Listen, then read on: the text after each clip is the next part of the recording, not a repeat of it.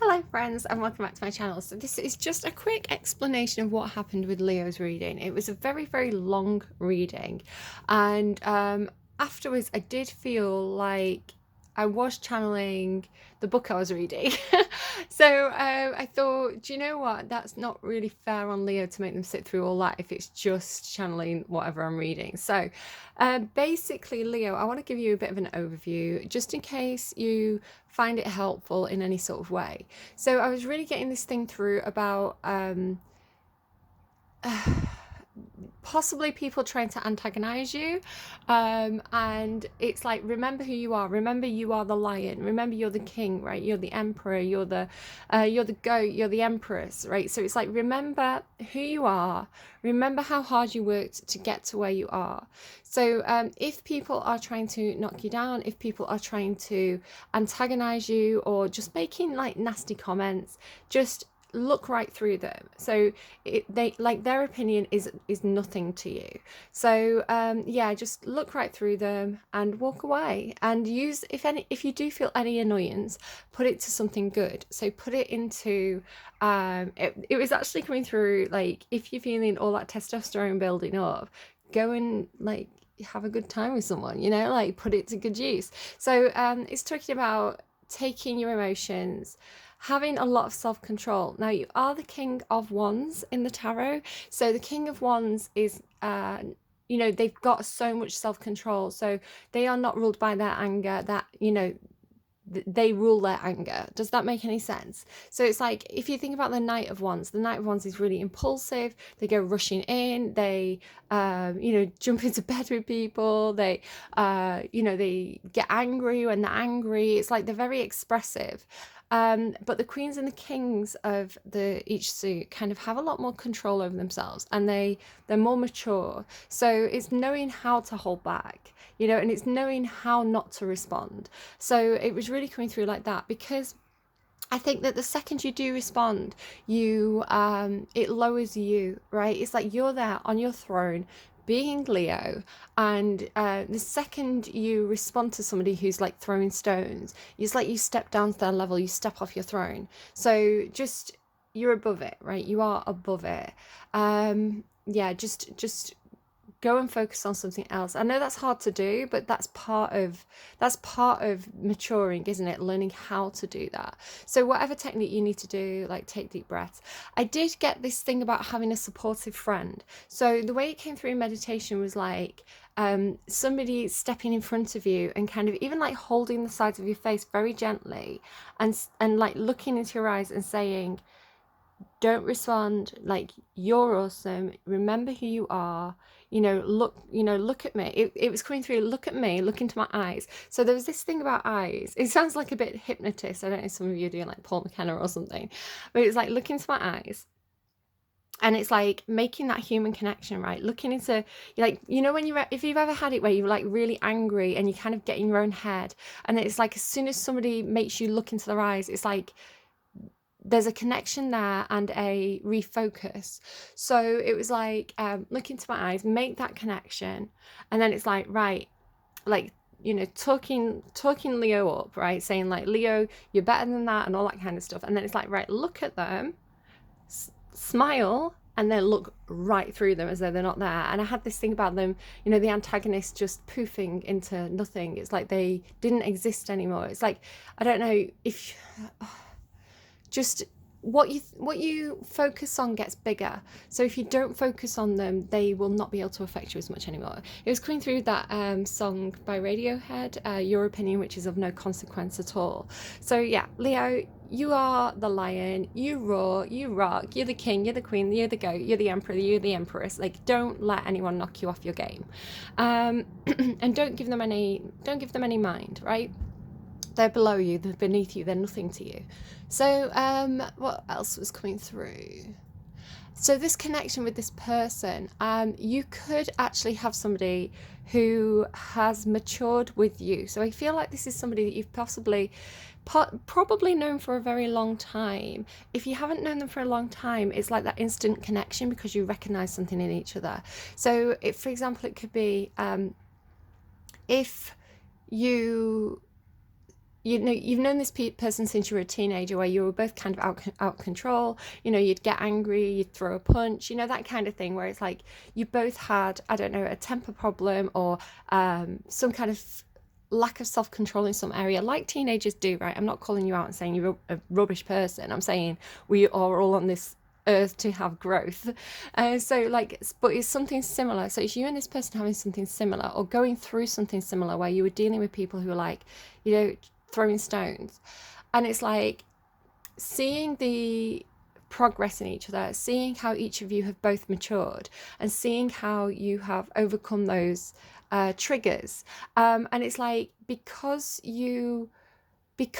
that person is a reflection of you, because that person has had a similar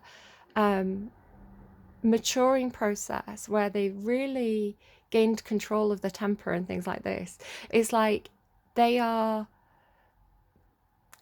understand you and you understand them. So it's like, if there was a situation where there was an antagonist, just the presence of this person, just making eye contact with this person, would remind you of all that progress you've made, and all that, and of who you are now, and reminding you not to be who you were back then, because it's like a mirror to you. It's the pair of you.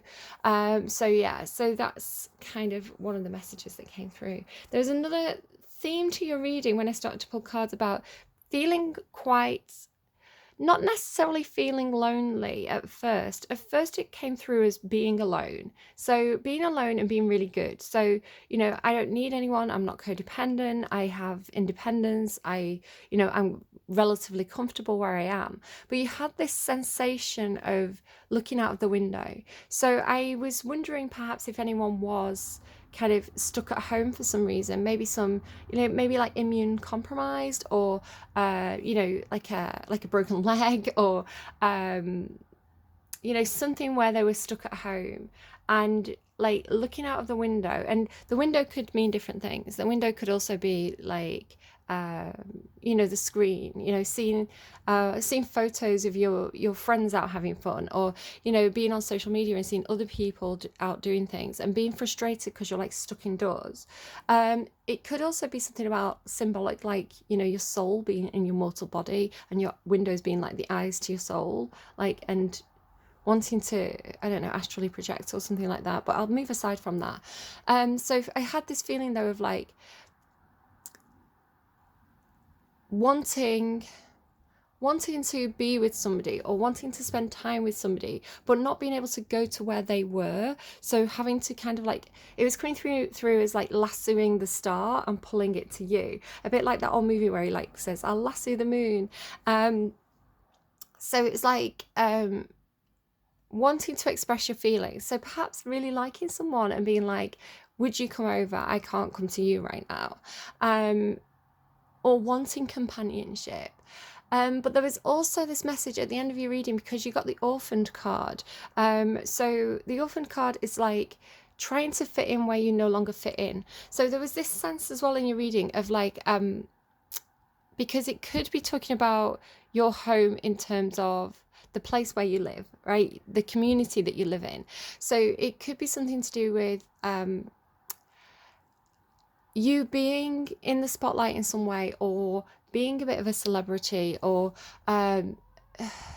it's like leaving home, right? Leaving your community, leaving the place where you grew up, going somewhere else, or taking on a job or something where your view of the world has expanded. So instead of having that very closed mindset, this idea of the box or the boat keeps coming through in the readings. So rather than having a very, very closed mindset where, the values of the people around you are also your values, and you can't see the other perspective because you've never experienced it.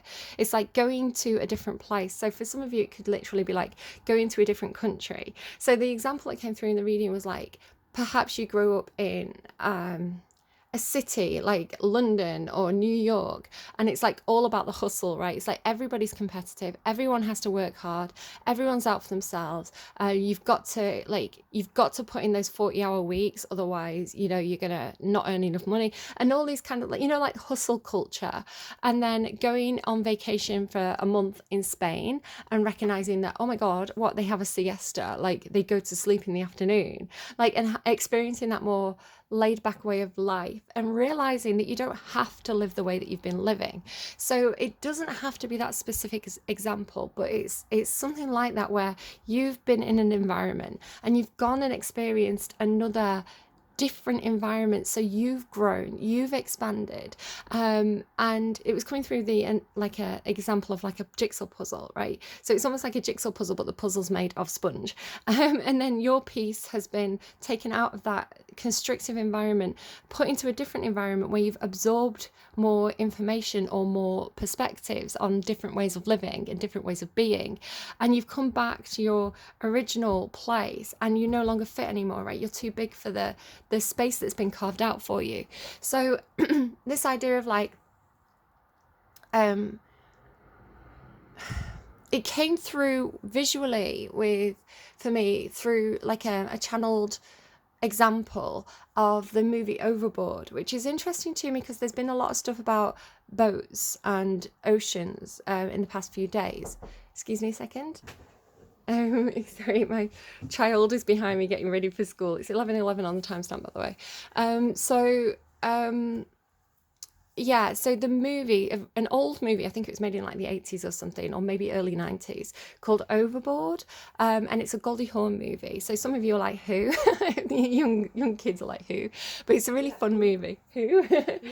But basically the premise of this movie, Goldie Hawn plays this rich socialite woman, and she's on this yacht, and they're kind of like living on the yacht, and she's very, very snobby. She cares about like money and clothes and shoes, and she employs this carpenter to come and build her a rotating shoe closet, and he's done a brilliant job. It's like perfect work, but she's horrible to him, right? She doesn't see his worth. She thinks he's like a pleb, and I think she throws his tools overboard. Like, she's really like a diva. That's such a funny word. So but like what happens is the Goldie Hawn gets thrown overboard in a storm, and she Georgia, I'm going to need you to stop talking because I'm trying to do this quickly, okay? I just want to be comedic. Okay, be quiet. I asked you to be quiet if you're coming in. So Goldie Hawn gets thrown overboard, and she loses her memory. She gets amnesia, and she washes up, and her husband doesn't like her, right? And so he doesn't come and claim her. So she's on the news as this woman with amnesia, and people are trying to figure out who she is. And this carpenter goes and gets her and says, yeah, she's my wife. So he takes her back to his, like, it's like a horrible thing that he does, but it's like the premise of the movie. So she actually ends up going back with him to his little like farmhouse, where she thinks she's the mother to these like 4 kids, and they're wild, and they're but they're real, right? They're wild, but they're real. And she actually does, over the course of the movie, start to fit in there and find that kind of heart connection and find that love and experience that different way of being where, you know, she makes a difference to their lives and they accept her and they love her. And so it's such a fun movie. And so eventually the husband does come back and claim her, but I think he's after the money or something.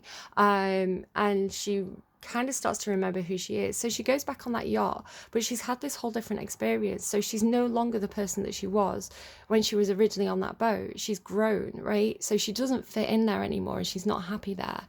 I won't kind of spoil the end of the movie. If you've never seen it, definitely go and watch it.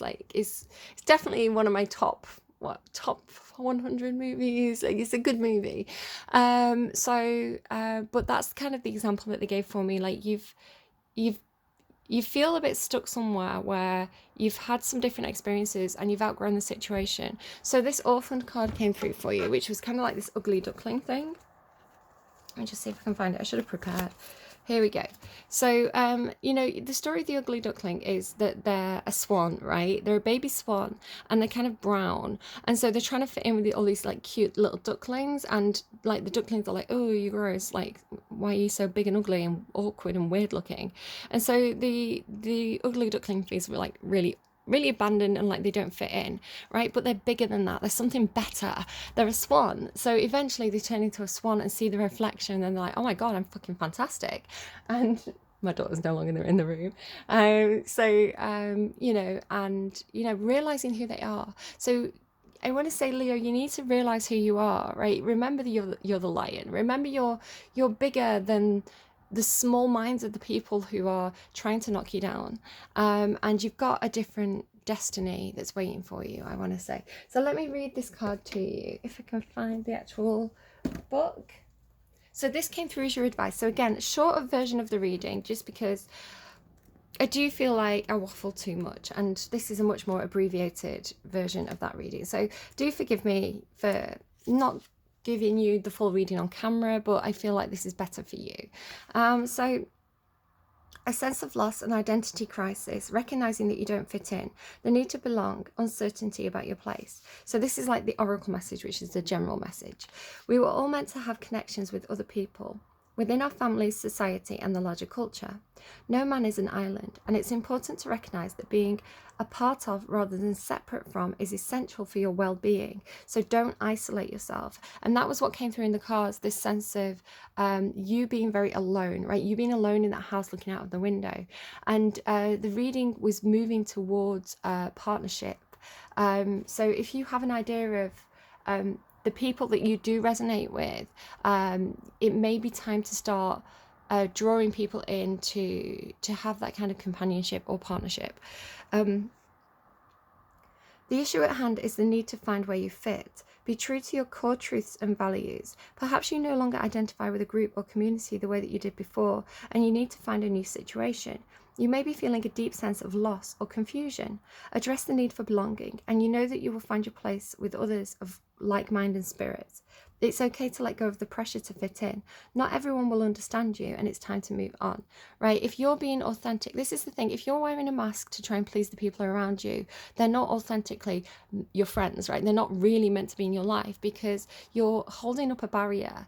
You know, it's like putting a mask in front of yourself. It's like having a mask of, I don't know, like, who do people like Zac Efron or something. I don't know if you're a guy. I'm getting guy energy, so if you're a girl, just, you know, whoever, Madison Beer or someone, like, you're having a mask of somebody like Zac Efron and being like, yeah, I'm Zac Efron, hi, be my friend, and everybody's like, hi Zac Efron, we really love your face, but they're not really liking you, right? They're liking the mask of Zac Efron. So it's like you have to drop the mask, you have to be who you really are and talk about the things that you like and the things that you are interested in, and just be authentic. And you don't have to, you know, you don't have to rule the world, Leo. You don't have to be adored by the whole population. Nobody is, right? Nobody is. But you, when you're authentic, when you allow people to see the real you, you do eventually find the people who resonate with that vibration, right? The other ugly ducklings, right? Who happen to be swans on the inside. So, yeah, it's just try to drop the mask, try to be more honest with who you really are. And it's scary. And you know what? Sometimes when you do that, friends will fall away and, you know, but they weren't meant to be in your life anyway, right? And actually trying to wear that mask all the time was probably exhausting you. So you're going to feel better, right? The initial, oh, they didn't phone me back, might be disappointing. But in the long run, you'll recognize, like, they weren't meant to be in my life anyway, right? They had a different destiny, and that's okay. I accept that. You know, not everybody has to love me. But if you get all you need is like 2 or 3 close friends who genuinely like you for who you are and you can be yourself around. And then it's like, that is anything anyone could really need in life. A relationship message. As you shift and evolve and commit to your own growth, so this is specifically if you're asking about a specific relationship, you long for support but may be disappointed and hurt by others who are not providing what you feel you deserve. Perhaps you are drifting away from this relationship because you're in a different stage of personal growth. Perhaps you are in a new relationship and discovering that you don't share the same values and beliefs. So you feel left out, unable to get that intimate place of safety and belonging. Take heart, as Spirit knows you and loves you and will steer you in the direction of those who accept you as you are without artifice or agenda. Don't compromise yourself to belong. It won't be worth the price. Prosperity message. So if this is about like career or work issues or money for you, this card reminds you that you can't be all things to all people. You are not going to be popular with everyone, and that has to be okay with you. Be clear about your mission, your brand, your work persona, and your contribution to the world, as these must be based on what you authentically have to offer, not something you think will sell or you perceive as they may want. You will attract abundance by being completely yourself. Stay in your own lane. This is where you shine and where you will experience prosperity. So it may be coincidence, but I ended up watching Jerry Maguire. I kind of finished the reading and there was a Jerry Maguire clip, and I've never seen it, right? But I know the memes, like, show me the money. But I've never actually seen the movie because it seemed really corporate and it seemed really like, like aggressive corporate stuff, which is not my vibe at all. I'm like, please chill your tits. Does not, that charm is like, it's funny, like that kind of American charm doesn't necessarily work on British people. Like, we see right through it. We're more of the sort of person who's like, I think Britain tends to value the true speaker a little bit more. So, the person who calls you out on your bullshit, it's like, that's the British way. So that kind of like surface level schmarmy charmy stuff that the US do in like the corporate world, English people, even if it's genuine, English people perceive it as, or British people and Irish people as well, we perceive it as false. We perceive it as someone trying to like deceive us in some sort of way. So there's this brilliant comedian, actually, I think she's called Aisling something, and she did this comedy sketch where she was talking about I don't know why I'm talking about this. Anything I channel in a reading is part of the reading, so it'll mean something to somebody. Aisling B, that's her name. And she's an Irish comedian. And she was saying, like, in Ireland, like, it's like, you go to a nightclub, this guy insults you and you're like, oh, he's really hot. Like, we're married now. And then, like, she went into America and this guy came over and was like, hey, I think you're really hot. Can I get your number? And she was like, oh my God, what do you want? Like, red flags. Why is he being so nice? This is not trustworthy. So it's just funny that, like, the different cultures and, like, the different responses to those behaviors. So, yeah, back to Jerry Maguire, that kind of schmarmy hustle, like, just feels incredibly false to me. And so, but I started watching it. I thought, I feel like I'm being guided to watch this, so I'll start watching it. And at the beginning of the movie, so this is kind of the premise of the movie, I'm not giving too many spoilers, he also gets disillusioned with who he has become as part of that corporate environment, and he's talking to this kid who's worried about his dad, and he kind of gives him a line, and the kid's like, F you, and he realizes what he's become. And then he has this whole meltdown where he writes this, what is it? It's not a memo. What does he call it? A mission statement. And he's like, we need less money. We need more meaningful connections with our clients and less money. And like, everyone cheers him on, and then he gets fired. So, but he was right? He was right. That what he wrote in that not a memo, like, really came from his heart, right? He really meant it, and he was really genuine, and he was really seeing the problems with that work environment. But of course, he no longer fit in because he wasn't towing the party line, kind of thing. So just an interesting that film should come up for me after your reading, so it could kind of apply to somebody. But of course, he was the nice guy, right? So haven't finished watching it, still rooting for him, hoping it works out. I assume it does. But yeah, so any of those things could apply to you. Do keep all that in mind. I hope that you realise that you are a beautiful swan, and there's symbolism there about royalty as well, right? The swans are symbolic of the queen, so and the lion as well is symbolic of like heraldry and stuff like that. So remember that you are the king, you are the queen, right? You are the lion, you're the goat, you're the emperor, you're the empress. So don't try to wear a mask to fit in with the plebs. You know what I mean? Let the plebs be plebs, and you just go and find your other swans. Yeah, that was cheesy. I hope that was helpful. Do take care. I'll see you again soon. Bye, Leos.